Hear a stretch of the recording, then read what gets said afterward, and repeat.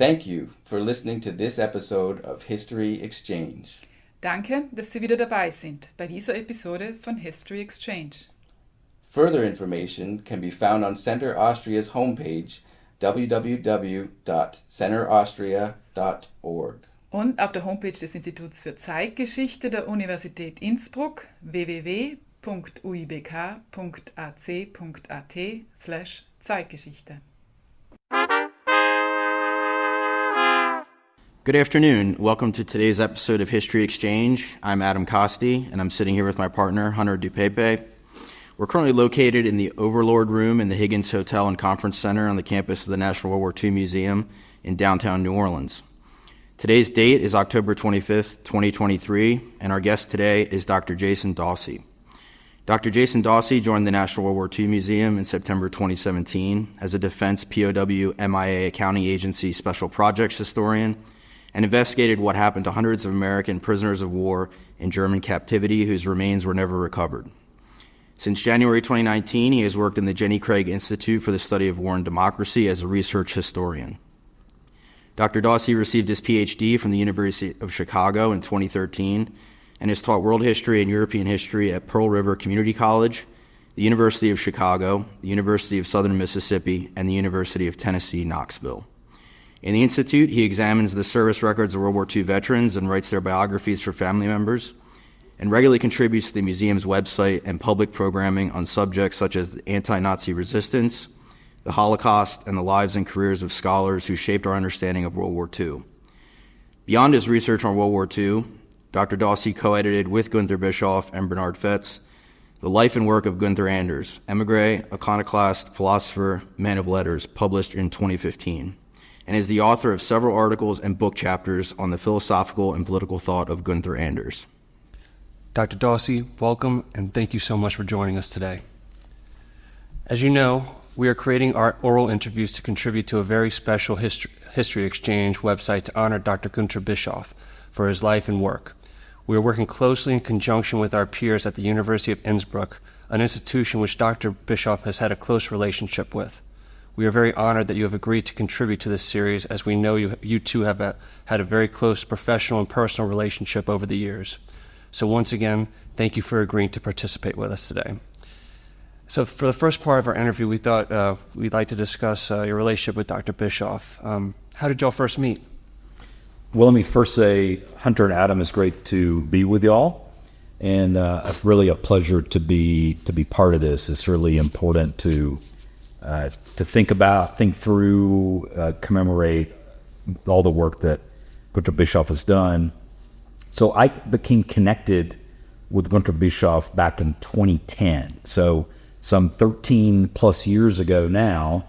And the way it occurred is that I had friends both in New Orleans and connected to the University of Chicago who knew him, and I knew of him and the work he had done, but never actually had met him. So I contacted him and told him that I was going to be in New Orleans during spring break 2010. And so we met at the Napoleon House in the French Quarter, and he treated me for lunch that day, and we just really kind of got acquainted, and part of the conversation became Gunther Anders. Like I was mentioning to him, I was working on a dissertation about Anders. His papers were at the Literature Archive of the Austrian National Library in Vienna. He wasn't so familiar with Anders yet, but after the conversation, it was really exciting to see that he took an interest in him. And so that was our first conversation. And then from there, we have really been in touch for the last 13 plus years. But it started off just over a lunch during spring break. It's wonderful. Do you remember what y'all had? You know, I was actually trying to think about that. I think it was a muffalata is what I had. And I remember like it being a huge amount of food, and also thinking that this is so New Orleans that we're hanging out at the Napoleon House and talking about Austrian history under a big bust of Napoleon. So yeah, I'm sure he would have appreciated that. If you could, would you please describe a little bit more about your work on Günter Anders and what it was like working on that compilation, with you two working on that compilation together? Certainly. So it was actually extremely exciting. There were really a few phases of that in terms of how it came together. So there were these conversations, and then in 2012, Bischoff published the first major article I had ever done. I had done a few book reviews for H. German, but I didn't have a major publication yet, and it was a year before I finished the dissertation at Chicago, and he asked me about submitting something on Anders, and I said, I have this piece. I'd originally intended it to be a chapter of the dissertation, but the dissertation changed. It became more focused on Anders' critique of modern technology, and this chapter was really about Anders relocating to Vienna 1950 after 14 years of exile in the United States with his second wife, Elisabeth Freundlich. So settled in Austria, settled in Vienna, never really spent a lot of time there, and he began to write about the lack of a confrontation with the Nazi past he noticed in Vienna. It was really, I described it as a kind of critical, almost impressionistic ethnography of early Cold War Vienna, is how I describe it. And I titled it Where Hitler's Name is Never Spoken. And sort of these silences about the Nazi years, about the Anschluss, about what had happened to Austrian Jews, all of this. And so Bischoff was very excited about this piece, and to my lasting gratitude, he published it in 2012 in Contemporary Austrian Studies. And it was interesting at that time because there was already a growing literature on Anders in English. There was already quite a literature on him in German. There was people in France and Italy also working on him, but not a lot yet in English, and certainly not a lot yet by people who were historians. Most of the people that were working on him were people in philosophy or German studies departments, often studying literature. And so I was one of the first historians to really write something in detail about him and really try to think historically about a body of work he had produced dealing with Vienna in this early 1950s, and this issue of, in German they would call Vergangenheitsbewältigung, the coming to terms with the past, or in this case, the absence of a coming to terms with the past. And really, Bischoff was so supportive of the piece. And since then, it's been great to see that piece really generate a lot of attention, and historians working on post-1945 Austria discovering it, and Bischoff has continued to tout the piece. So obviously, I'm really grateful for his interest in Anders and in my work and the support for it he's provided all these years. That's awesome. I think you sort of answered a little bit of my next question, but maybe you can go on a little bit further detail. If you could describe Dr. Bischoff as a historian, how would you describe him, and to what effect you would say he's had on your own development as a historian?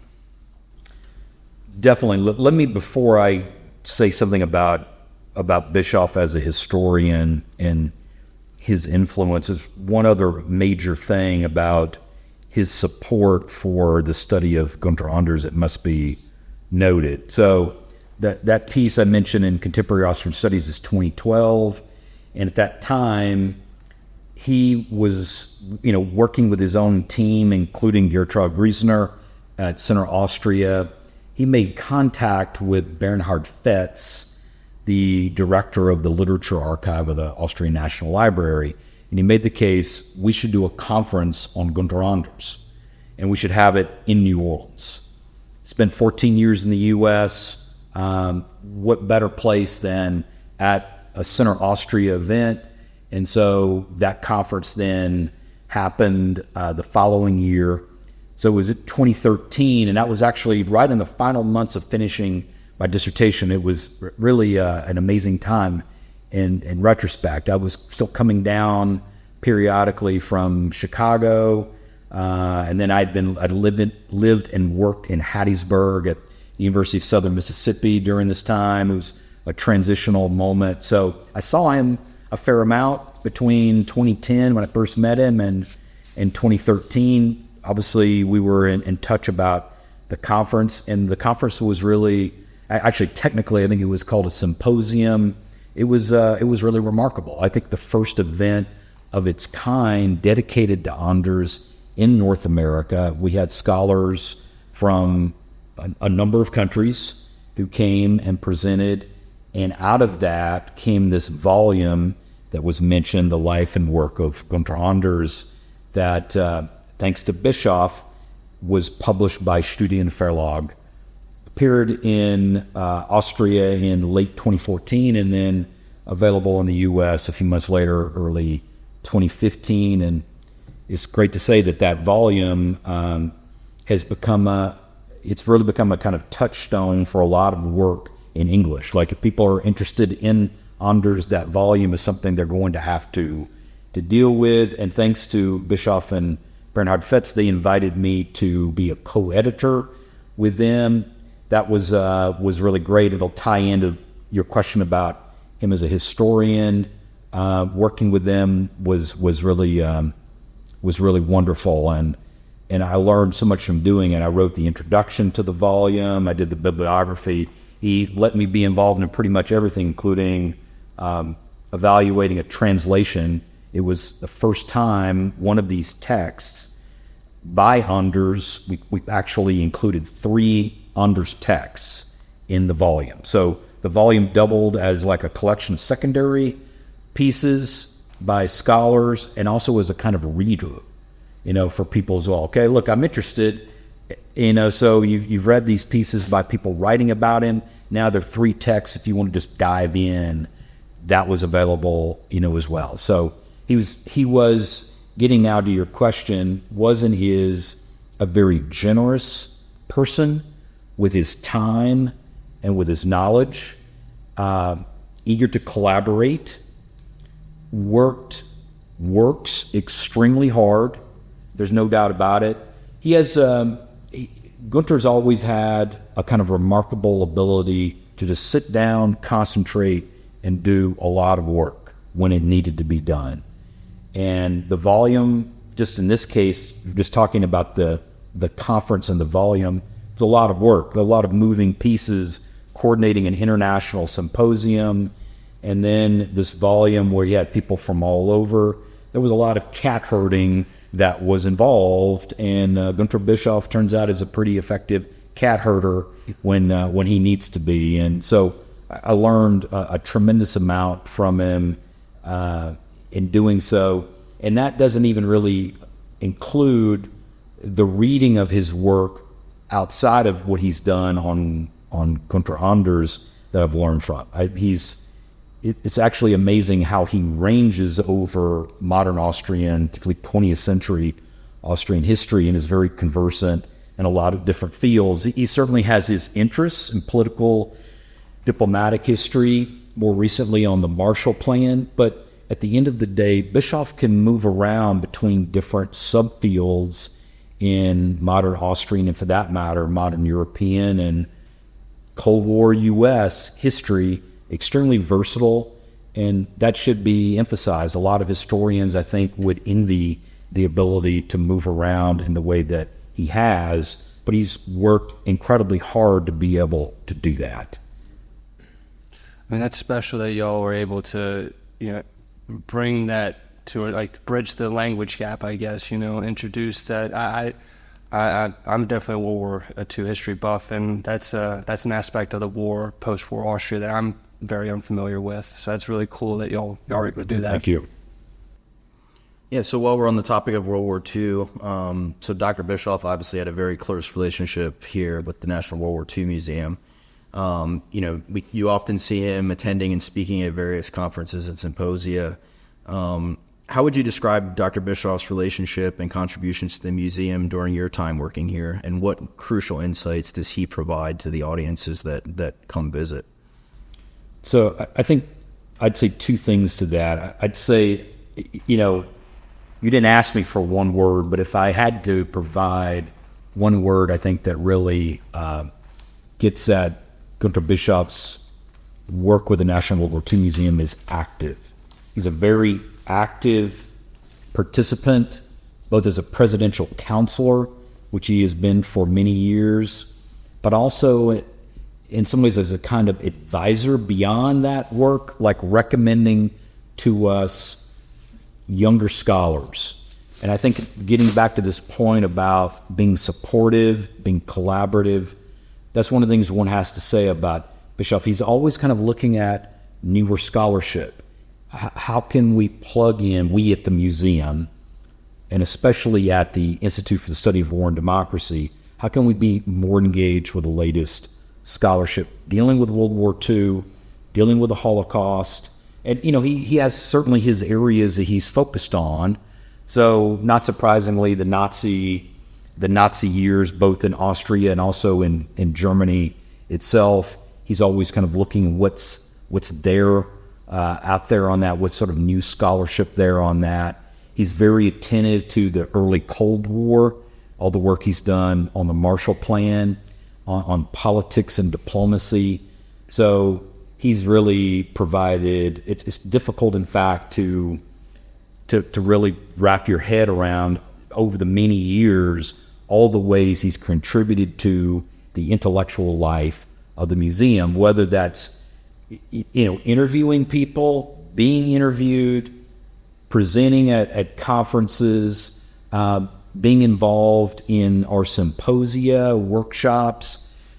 He's just always a person, especially if we're talking about the European theater, if we're talking about Nazism, if we're talking about the Holocaust, if we're talking about the end of World War II and the beginning of the Cold War. He's simply one of the people we always check in with.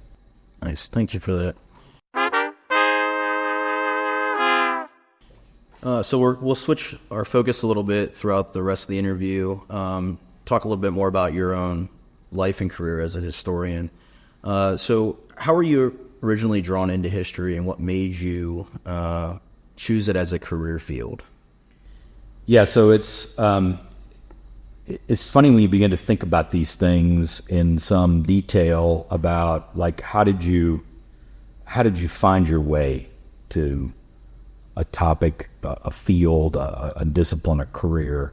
So in my case, how it started, it's really is something to say this, being at the National World War II Museum for 6 years now, but my father had a real interest in military history. And my father had been in the Marine Corps, the early 1960s, before Vietnam, but even after he got out, and then he worked really in the kind of fossil fuel industry, you know, he's for years. But he always kept an interest in the history of, in military history, the history of World War II especially. There were always these books sitting around the house, and I would just pick them up and often just kind of read them with my dad. And looking back on that, that's how I got interested in the field. My parents, in fact, after a while, they bought me this set called the Encyclopedia of World War II. There were these slender volumes. They were heavily illustrated, but covered the entire war, like all theaters of the war. And so I don't even remember now how old I was. I mean, but not that old. But they decided, look, okay, there's something going on here.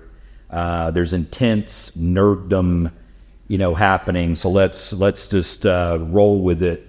So that's what they did. And when I got to college, you mentioned Pearl River Community College. It was actually where I spent my freshman year of college, and then I appeared in graduate school. I taught there for a while. It was a great experience. Really a place for working class, lower middle class students. My background was working class. And so I was interested in philosophy and intellectual history, and I had a great teacher my freshman year of college. Sam Wells is his name, still very much with us, and he was a U.S. Navy veteran. He spent like 30 years in the U.S. Navy. I think probably politically you call him liberal or progressive in some broad sense, but he just enjoyed mixing it up and talking history. And so he had an impact on me. And then later from there, I went to the University of Southern Mississippi. This was 1991, 92, a tremendous department. Even though it was much more noted for Southern history, there were some European historians that were hired right as I was kind of wrapping up my undergraduate there. Just some great people, including one, Carl Bain from the University of Chicago, where they really fostered studying 20th century Europe. And so there was a kind of, in my case, where the interest I had in World War II, it had always been there. It kind of merged with thinking about cultural, intellectual, political developments, if you will, 1914 to 1945. That's kind of where I gravitated. I became really interested in the history of socialism and the history of the workers' movements in Europe at that time, which is interesting given later, like working on resistance, like anti-Nazi resistance. It turned out many of the people I was interested in, was reading about them, like then what they actually did after World War II started, like organizing against the Nazis or against collaborators, in some cases also organizing against the Stalin regime too. They in many cases were anti-Stalinists as well as anti-fascist. So in a strange way, I think that a lot of things in my case, for whatever reason, however one wants to explain it, things became really kind of intertwined, these interests. And then when I went to graduate school at the University of Chicago, I worked with some amazing people there, but two in particular I'd like to note. Moshe Postone, who was my advisor. He was an expert on Marx, on Karl Marx, and on the Frankfurt School, a group of sort of leftist intellectuals from Germany who came to the U.S. in 1933, 34, and a few even a little later than that. And then Michael Geyer, who was from Germany and really was an expert on the German military, and particularly the German military and the period of the World Wars. So working with them, there was always a sense about these things kind of, how do they complement one another? The interest in intellectual political developments, but also just knowing something about the war, especially on the European side. And I both learned a lot from them. Obviously, this is turning out to be a very long-winded answer, Adam and Hunter, but there was a way these things became really intertwined. So I'd say a couple things that I really got from them that I think has continued in the work I've done here at the museum. I think from Postone especially, he made a lot of us think about how do you grasp something like the Nazi genocide? And that there were a lot of people, since I had this interest in the history of socialism, there were a lot of people there that had rather economistic interpretations of Nazism, meaning they would say the Nazis are just using all this anti-Semitism to divide the working class, to split it, to peel people off and give them a scapegoat. Even though that might have been rhetorically effective if you're trying to build support against the Nazis, it really falls horribly short in terms of understanding Nazi anti-Semitism. They're not just scapegoating.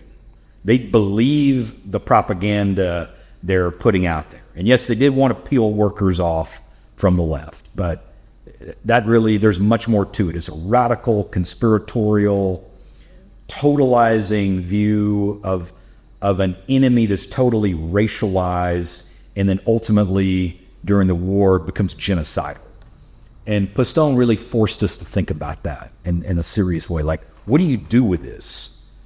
What do you do with something like Nazi anti-Semitism? How is it different from other kinds of racism that are out there? So that was itself a very provocative question, and I think in some ways, a lot of things I do for the museum, I keep coming back to that. The thing to say about Michael Geyer and that learning a lot from him about the German military during this time is that Geyer would always push us to think about the fact, related to Postone's questioning, about the war that the Third Reich wages, especially after 1941, is a very different kind of war. And if you don't get that, then you really miss something essential. They begin to wage, certainly after the attack on the Soviet Union, it's a war against global enemies that it sees as a life and death struggle. It's us or them. And not surprisingly, the anti-Semitism is paramount, that the Jews control the U.S., Britain, and the Soviet Union. So if you believe that, then you can see how they make these moves in 1941, invade the USSR, which seems crazy to a lot of people thinking in very conventional military terms. It is crazy in conventional military terms. And then declare war on the United States 4 days after Pearl Harbor when they don't have to. Both of these things seem insane, and yet within the Nazi worldview, they're consistent, terrifyingly consistent. So I learned something, I think, from Postone and Geyer that helped me a lot. I think being here is that those were still some of the most difficult aspects, I think, of World War II, at least in the European theater, to confront.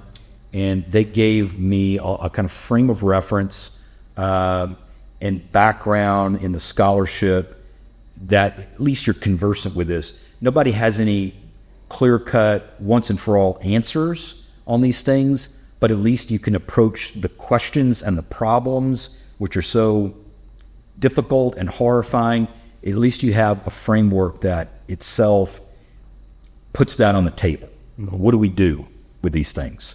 The kind of radical anti-Semitism and the kind of war that the Hitler dictatorship wages, especially starting in 1941. So a long answer to your question. It's interesting to see how certain mentors throughout your career help you, chase different themes and separate and be able to, clearly define, compare and contrast the different ways people look at history, which kind of leads us into the next question we have for you. As a traditional academic historian, now you're at the World War II Museum, and so you've had to transition into a public history role. How has that transition been, and what would you like to say about the future of public history and what you've learned here at the museum? Yeah, it's a terrific question. So, for me, it was I'd been to the museum. The first time was in 2002 when it was still the D-Day Museum, and still quite small, just over here, kind of in where LMP, the pavilion named after the great state of Louisiana, where we're at. It was still quite small then, but it was already, I thought, was very impressive. And I remember taking my parents here, a few years later. So I was always very aware of the museum, but I had no real experience or training in working in a museum. So I mentioned I had taught at the community college, Fall River Community College. That was when I was still in graduate school. And then right toward the end of my time working on my dissertation, I taught at the University of Southern Mississippi, where I'd also been a student. It was fantastic, great experience, but it's classroom experience. So you learn a lot about, okay, you have a section with 30 people. You have a section, an honors class that's got a dozen people. You have an auditorium section that has 165 people. So there was a real sense about being able to move between those different kinds of courses. How could you do that? Build out for yourself a kind of niche within a department. Okay, these are the kind of courses that Dawsey is going to do. Not surprisingly, 20th century Europe, everybody had to do world history. That was great. I appreciated it a lot. I was already doing some publishing, again, I'm working with Bischoff, but I had a second job like that at the University of Tennessee at Knoxville, and one of those academics who you were faced with this, terrible job market. And the department at the University of Chicago, there was this kind of confidence, that, look, you get a PhD from here, you're going to get placed or whatever. And I think for not only people in my cohorts after us, but in cohorts all over the country from all different sorts of institutions, collided with a reality after 2007-8. This isn't good. the job market isn't good, and where things are trending is toward, what people would call contingent work, 1 year, 2 year positions, lectureships, visiting positions, maybe postdocs of some sort. So that was the reality.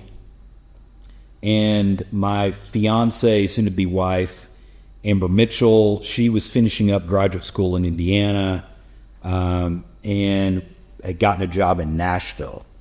I was teaching at the University of Tennessee, Knoxville, great department, big state school, like 28,000 students. It was great. History department was amazing, very solid, especially in German history. So terrific to be part of that, but no long-term future there. And I saw the advertisement for the position. I know you're going to ask about this, the position with the Defense POW MIA Accounting Agency. And Amber, by this point, we got married here in the city of New Orleans. And she was like, you should apply for this. And I thought, I should apply for it. That I think I've got skills, I can do this, but what do I know about working in a museum? Well, not very much. And so I applied and got the job. And so the beginning of that, it was a real transition personally for me for two reasons. One is that just doing the kind of work, I know we'll discuss this in a second, the kind of work for the DPAA position, which was, just incredible work, but different for sure. And then here you were in a museum environment. And so it became clear, like right away, that there was much less, as opposed to being in a department, a university department, academic territorialism, like, okay, you stay over here and you work on Germany. I'm an Africanist. I work on China and Japan. I'm modern U.S. I'm Latin. Anyway, no, like now that's out the window, and you're going to have to adjust to the idea of being a generalist. You can still focus on certain things, but we need people here that can address the Second World War, not only broadly, but speak to a general audience without jargon, who could ultimately care less in many cases about the 37 footnotes.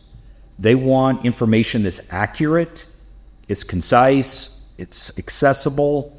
So they're passionate about it, but it's a very different kind of framework. So that was one of the things that realized pretty soon thereafter.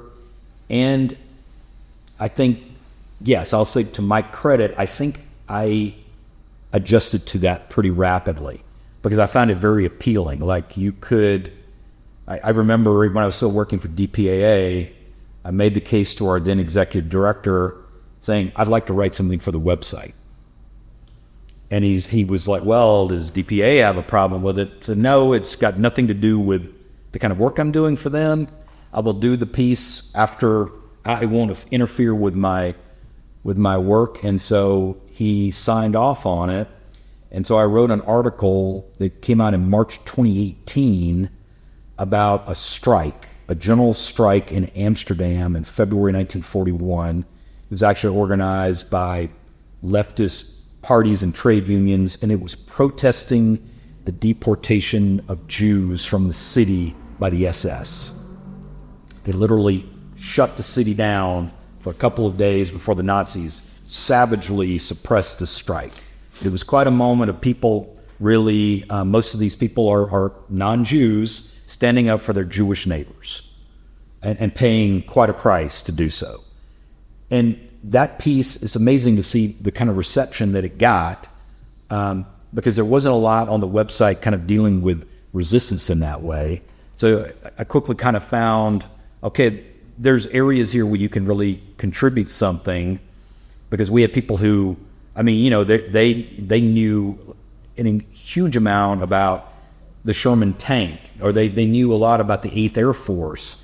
They knew a lot about D-Day. They knew a lot about, which was great. So you figure out where can you help, where can you complement, and obviously in the process, I learned a lot. In some ways, going back to things I learned first from my dad on the military side about the actual combat of World War II, because I was working with, I had great colleagues. Many of them like I was really amazed when I got here about, especially people who were doing a lot of collecting of oral histories with combat veterans from World War II. Like they could get down with you to the level of like a company, or maybe a little larger battalion. Like they would know, okay, we're talking about the 29th Infantry Division. Like they were down in the proverbial weeds and got to know guys who were in these units and often stayed in contact with them. So it was a tremendous like learning environment there.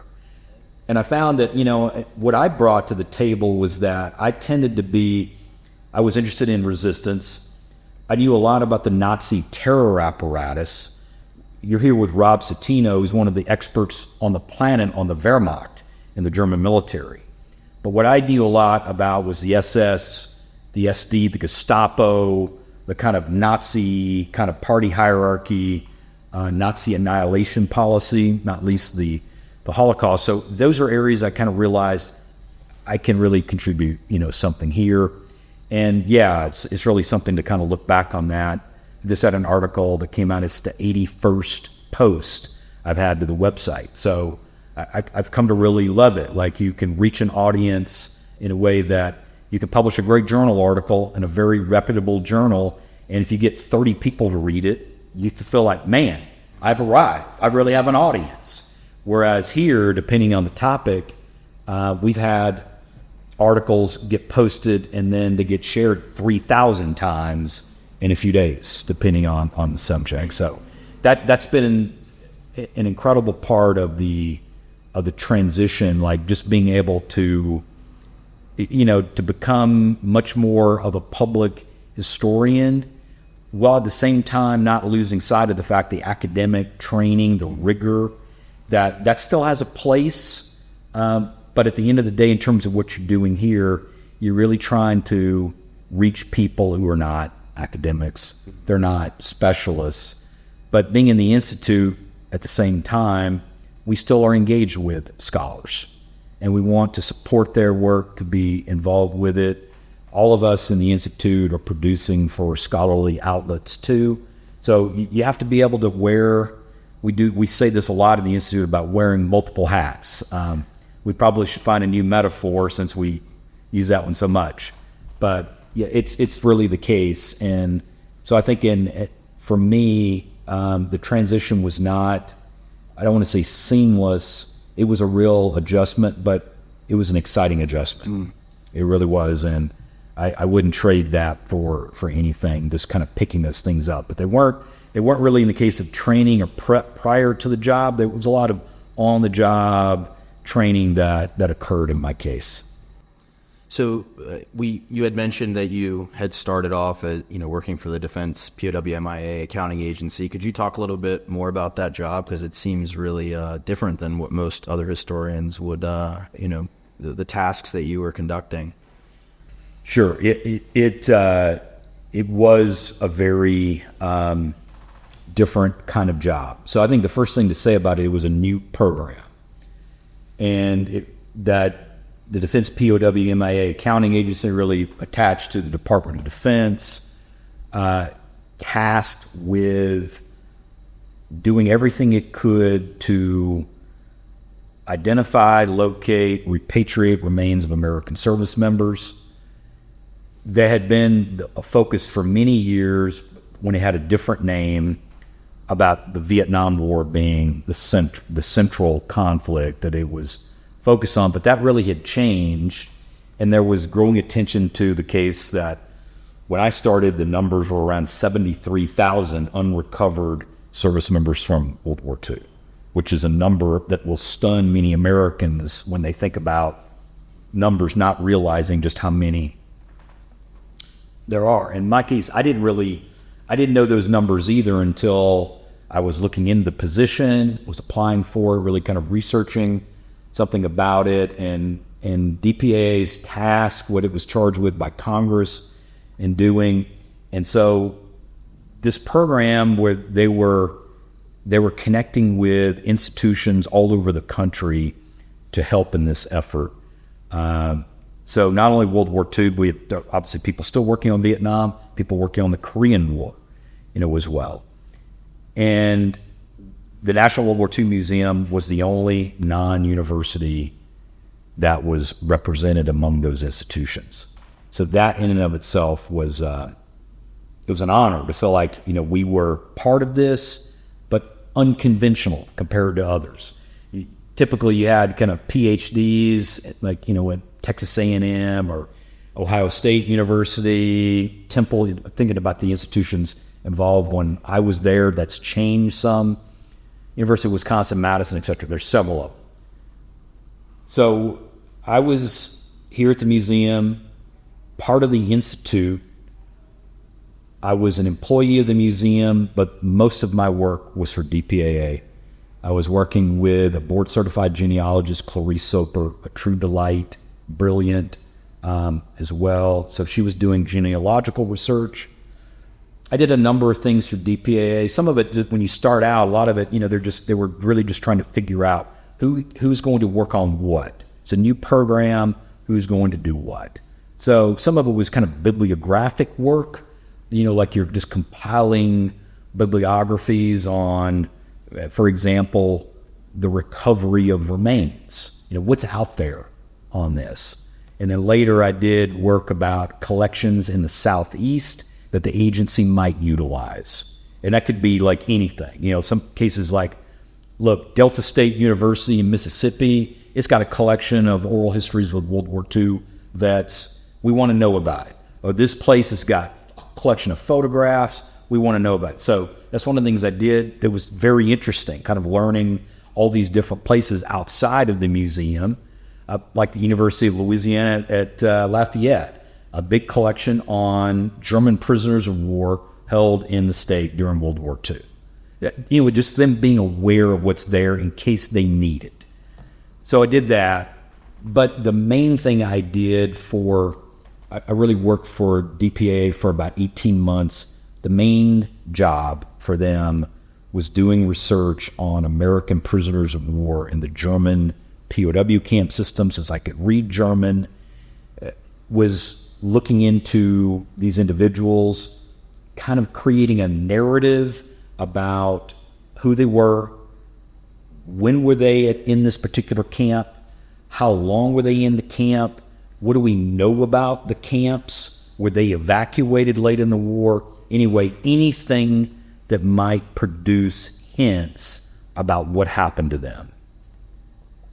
All I can say, just here in a few minutes, is that work is still some of the most really stimulating, rewarding work I've ever been a part of. Because, you're getting the individual deceased personnel files of these individuals. You're looking through them. You're looking through anything else you can find, like after action reports, and might indicate when did they get captured and where did they get captured. And then I was doing a lot of work with people at the Holocaust Museum in Washington, D.C. We're producing, as part of a 7-volume encyclopedia of camps and ghettos, but at the time, the late Jeff Margargi was working on volume 4. It just came out last year, which is really about the German POW camp system, the Stalag system. And so it was great to be able, I could email Margargi. He was so helpful. This thing wasn't out yet. And so I was like, look, Stalag 3C, do you have something on it? And he's like, I do. I have an entry. Here's a draft of it. And so he'd send me these, and I was working with an analyst, a historian based in Washington, D.C. Terrific. He was very patient, kind of, you're learning on the job, like, what do you really, need, and when do you need it, and how do you, condense all of this information? So, yeah, that was really something I ended up helping him put together, really a kind of spreadsheet with about 170 American prisoners of war. This is what we know, the best we can determine. They were here. Anything that might, indicate, where, literally, anything that might indicate, physically where at on the campsite. So you're looking at maps a lot, you're thinking about satellites, being able to image areas, because at some point, if you're you're involved in actually uncovering something that's useful for the agency, they're going to have at some level to go through a chain that involves a request to be able to go to another country, Poland or Germany, the Czech Republic, wherever it might be, right? They have to go there and make a request to do a dig. So it is a lot. I mean, way beyond above what you're doing, and a lot of it you don't even really know, like how helpful was this or that, but you're providing them what you can provide. And I think probably, speaking of things I still I'll be proudest of, I think, until they put me under the ground, is that there was a group of American airmen who were held at a stalag in present-day Lithuania. A place called Heidekrug was what it was called during the war. And so I was looking at these files and writing things up for the historian, working for the agency, and really within the last year, the agency announced they've all been identified, recovered, and repatriated, and funerals being able to be held for their families. That's just an unbelievable thing to be part of, something like that. I don't know how much I did, if anything, helped. It doesn't matter, but still, like, you were involved at some level. So, yeah, it was not really nothing to kind of prepare you for that kind of work, other than the fact that the language training, you could read the German. And then I had some general familiarity with, like, the German Stalag system. Like, I knew what it was, and there were a few of the camps. I mean, so if you've seen The Great Escape, you kind of know about Stalag Luft 3, but really didn't know a lot of specifics. And then, they need you to get into the weeds. Well, tell me about, the Stalag 9 camps. What do you have about these camps in that district, right? And so anyway, there was a lot of kind of combing through things just to flesh out the pictures the agency had of where individuals were, and then you just go from there. So, yeah, just an amazing thing to be a part of. Yeah, that's a really meaningful mission. And then also, like, spatial history, too. It sounds like you were delving into that a little bit, too, with all the maps and trying to piece things together based off, the facts that you're finding. It's really fascinating. It really was. I mean, just seeing... I remember when we finished the spreadsheet, and I sent it off to him, like, it was, like, incredible. Like, well, here they are. Like, here are their names, ranks, units. This is the date. We're pretty sure they were captured. This is the last date they were seen. This is what we know about when they were last seen, what had happened to them.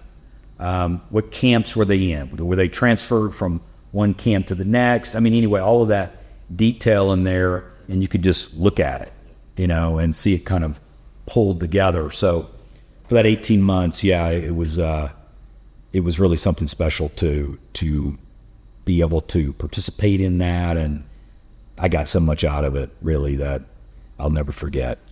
That's wonderful. Yeah, I can't even imagine how that must have felt, seeing, like, coming in contact with the humanity of it.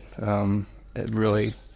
the next question is something I wish I didn't have to ask, but with the state of current affairs in the world right now, and your specific research interests and background as a historian, what are some historical perspectives that you can point out to offer some hope instead of fear? And what are some lessons that the Second World War can still teach us today?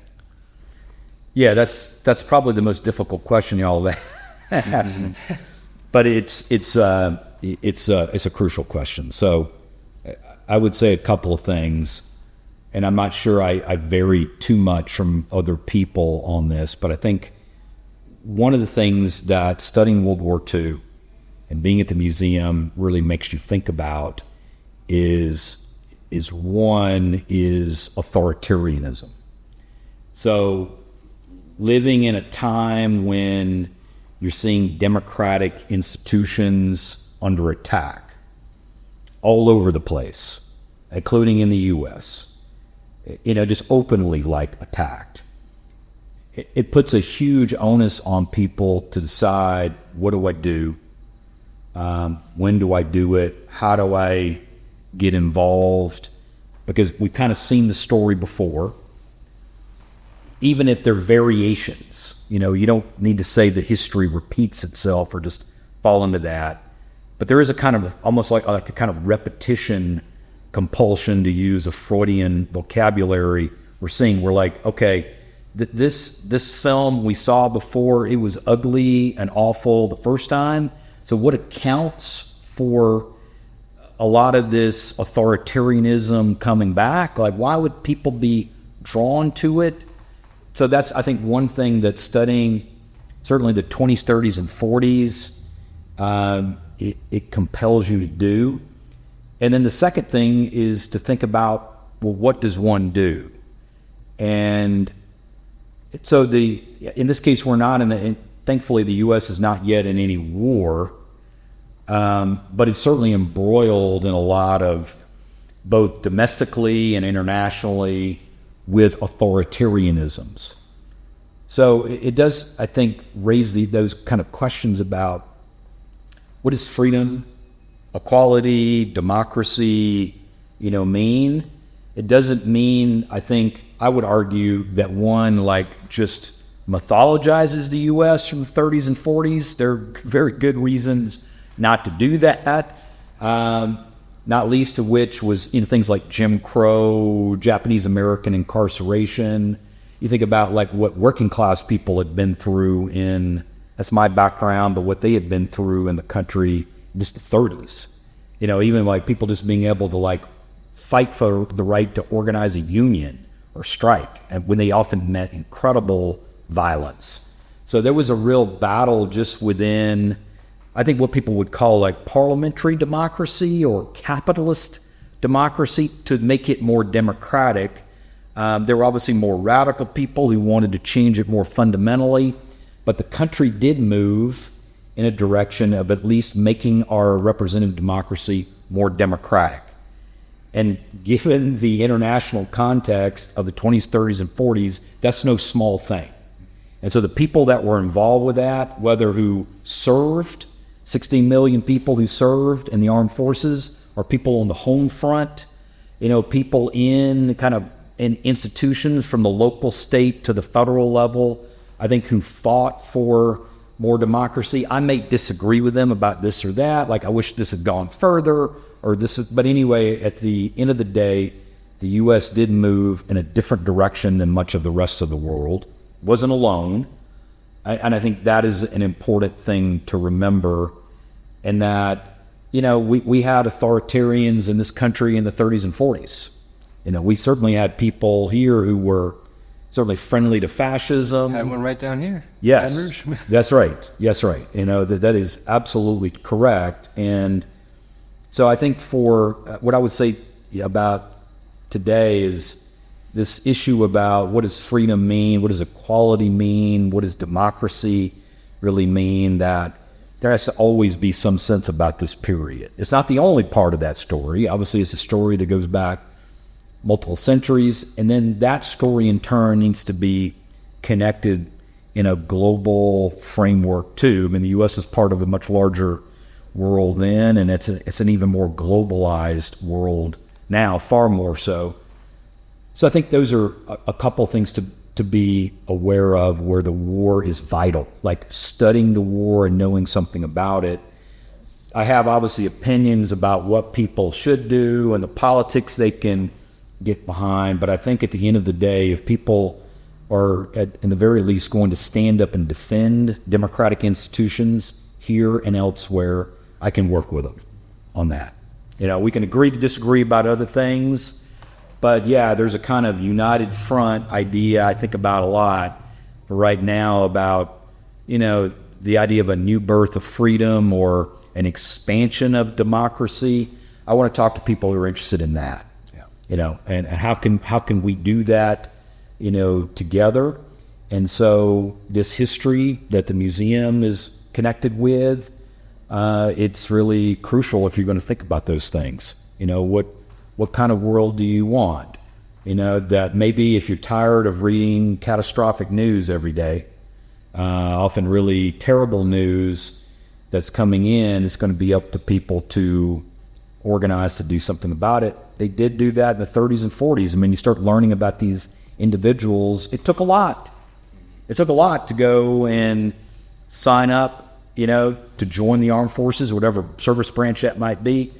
It was a lot. You're in a factory that's producing for the war effort. They're asking more of you than they normally would, right? Or you're involved in rationing, pinching pennies. You're buying, war bonds, whatever it might be. It required something extra of people then, and I think to kind of extricate ourselves from the pretty awful situation we're in now, it's going to ask extra of us. It may not be the same extras as the 30s and 40s. Hopefully we don't need a world war to make us do those things, but it is going to ask something more of us than what we normally are accustomed to. Technology seems to be intertwined with us more and more in our daily lives, for better or worse. Social media in particular as a platform contains many historical accounts that run the gamut from excellent educational material to straight-up propaganda or worse. From your perspective as a historian, what are some benefits and dangers that we should know about? Yes, I think there's a few things.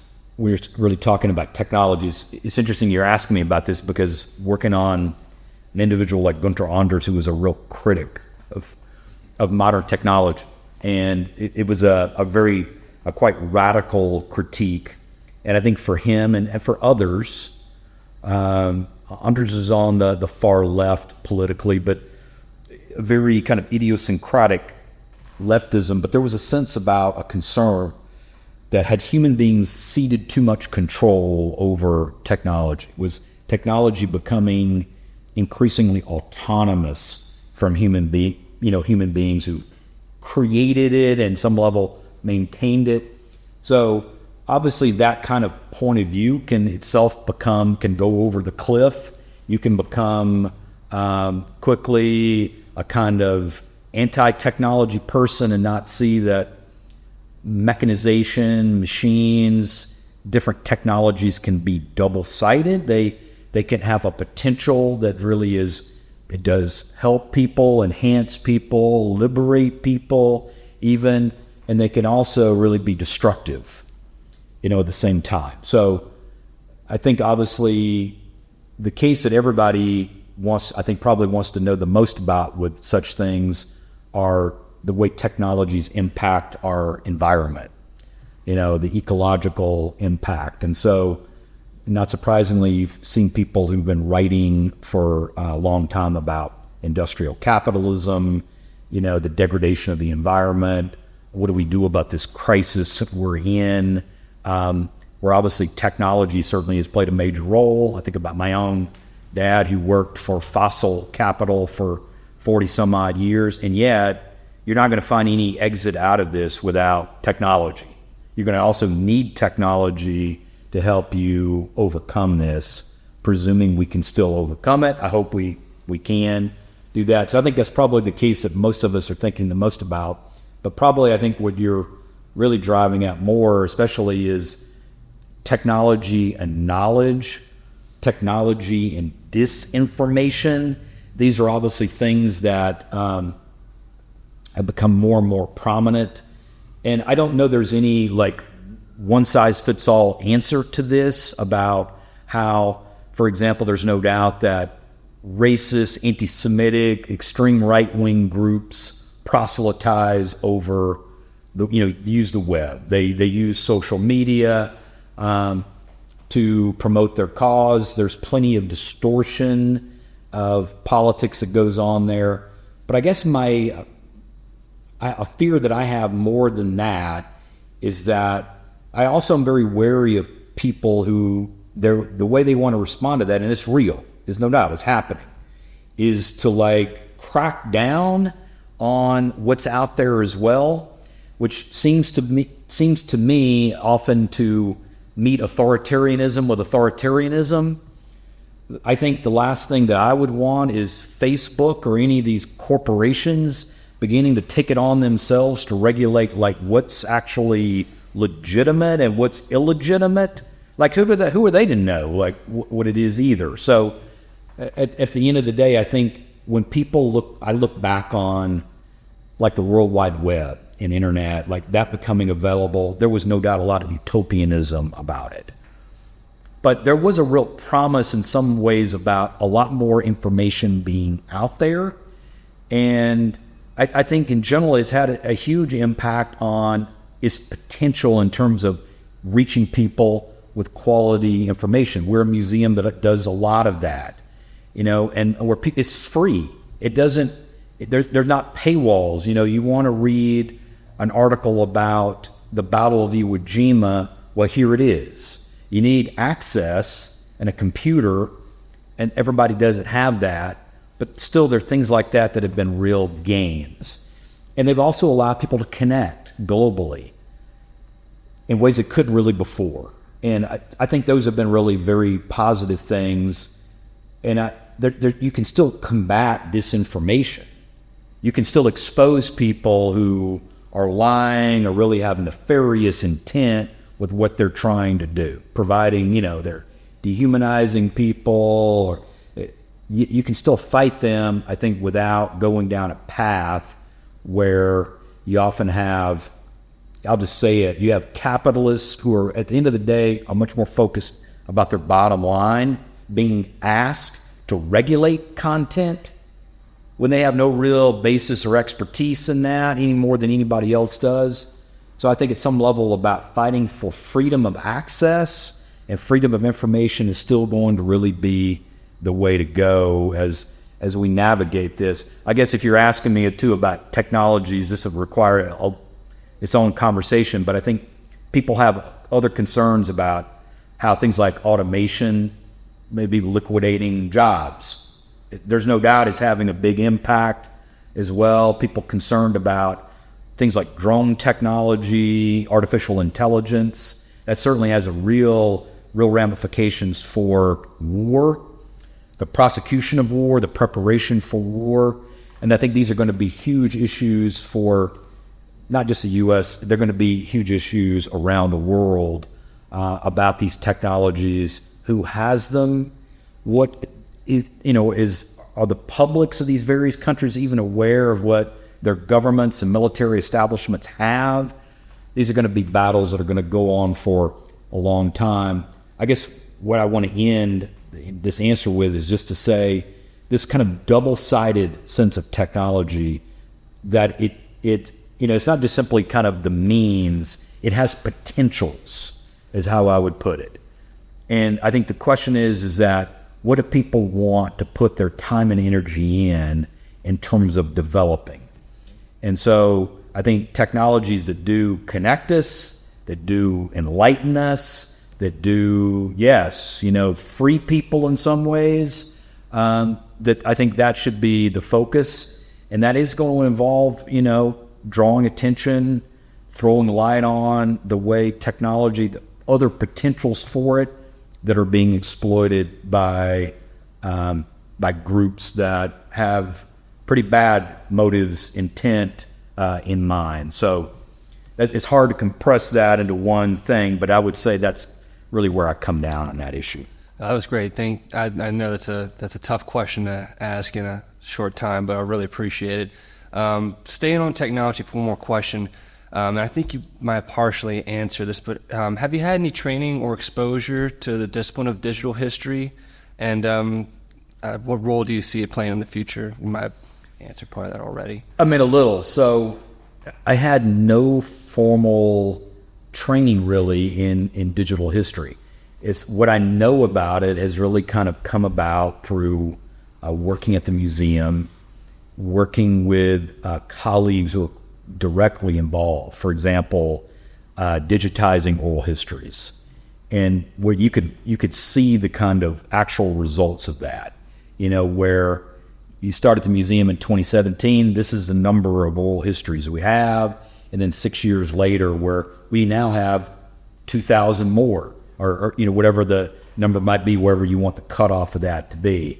And that has been itself really astonishing to watch. I mean, people who really, in terms of the technical side of that, the pains they go to digitize these things, and also the way the whole process of recording I'm just using kind of oral histories as one kind of example of this, has been amazing. Like the process itself is just very different from the way it used to be, kind of working with our oral historians. They'll talk about, wow, what it was like back in 2008, to do this. Even going back to the days when Stephen Ambrose is here, having a cassette record, the old-fashioned cassettes, and well, I go, excuse me, stop a second, I need to flip the cassette over, and hit record again, kind of where we've come from there. But all of this, of course, was gathered. I mean, all of this information was gathered, and then finding out, okay, well, how do we digitize this? What's the best way to do it where people can really utilize it? You can hear the person, it's clear as can, this is not muffled. Anyway, that's really getting into the weeds a bit, but I've learned a lot following colleagues who are doing excellent work on this.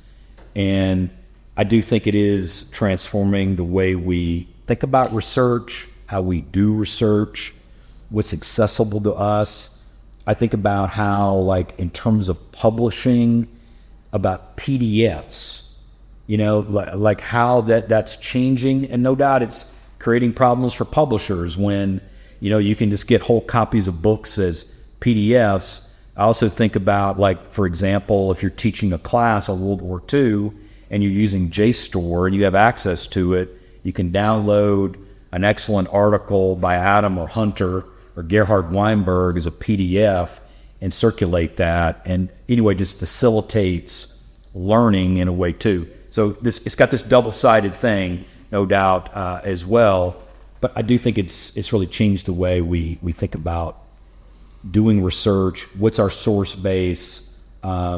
What's, quote, your body of sources and your project? Some of that I think is going to need to be rethought as we go further and further into the digital age. But I think it's also been, there's been something about kind of emancipatory about it too, just in terms of what's out there for people who are curious. They're genuinely curious about a subject and what they can do without breaking the bank.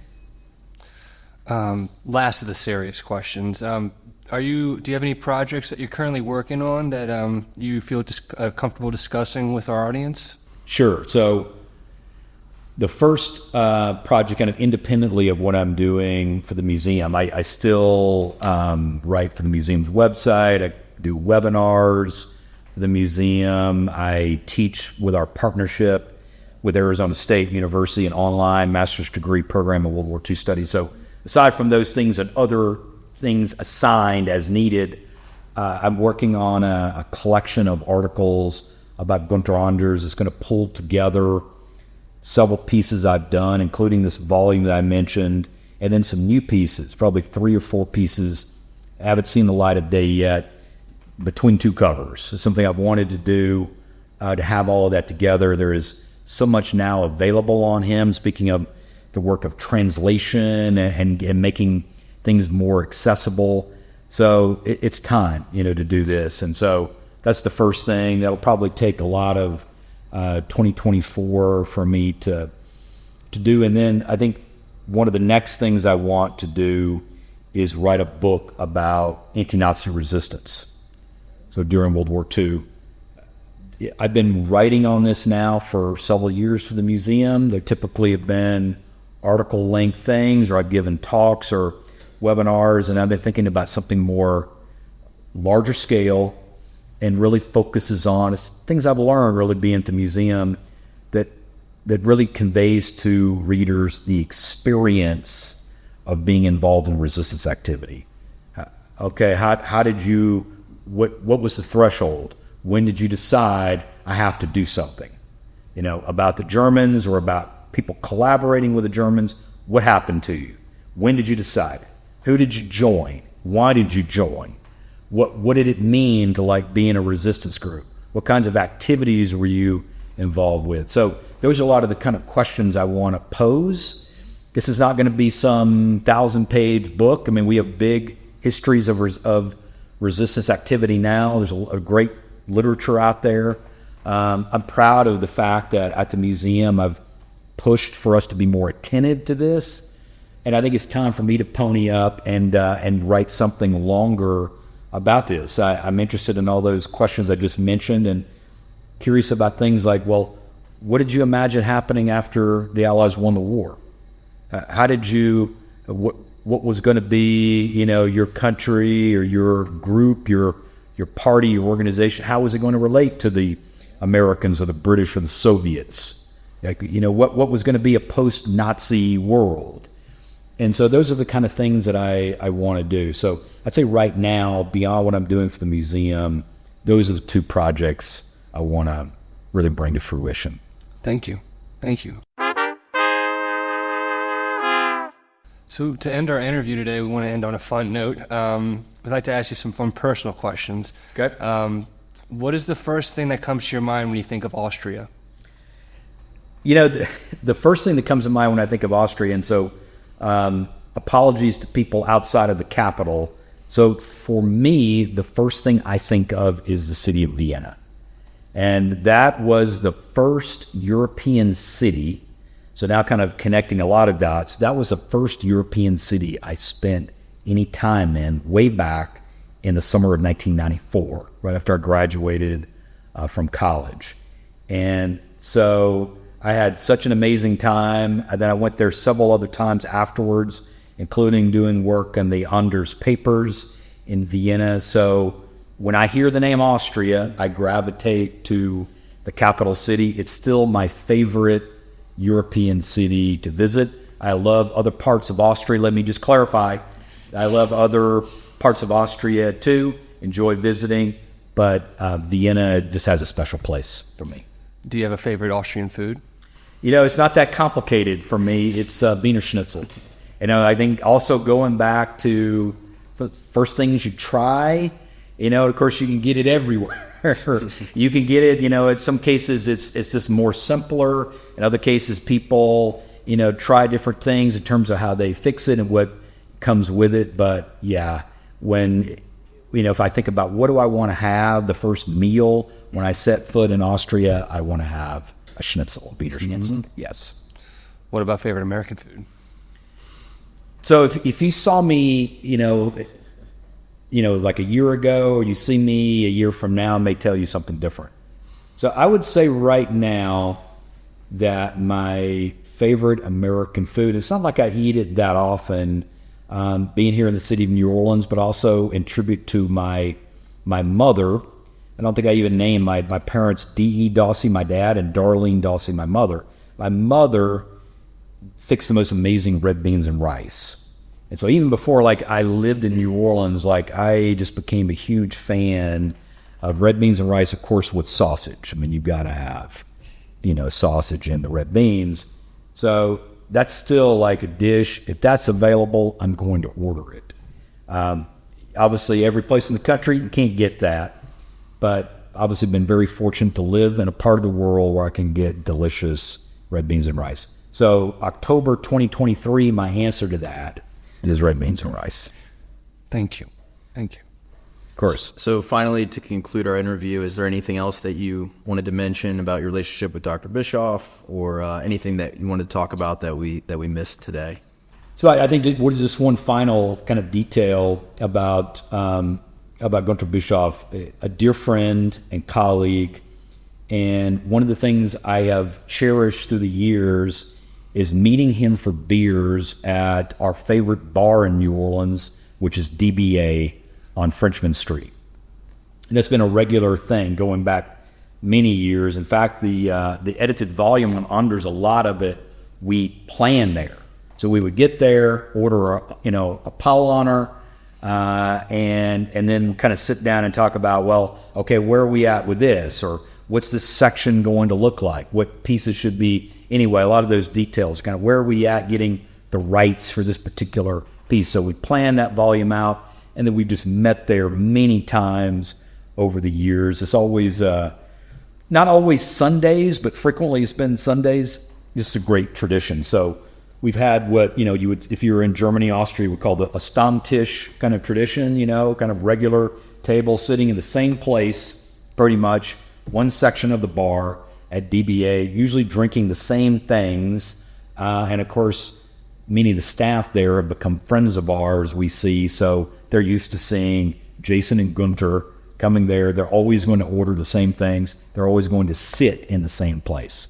So that tradition I have always enjoyed, and I'll always think about that in terms of my friendship with Gunter Bischoff. That's really great. Well, Jason, thanks so much. Thank you so much. My pleasure. We really appreciate it. It's been a fascinating discussion. And also just thanks for all the work you've done in the field, whether it's DPAA, whether it's the museum. We really appreciate everything you've done. So thank you for meeting with us today. Thank you. Thank you for the opportunity. I really appreciate it. Thank you. Danke fürs Dabeisein. Thanks for listening. We hope you'll tune in to the next episode. More information can be found at Center Austria's website www.centeraustria.org. Und auf der Homepage des Instituts für Zeitgeschichte der Universität Innsbruck www.uibk.ac.at/Zeitgeschichte.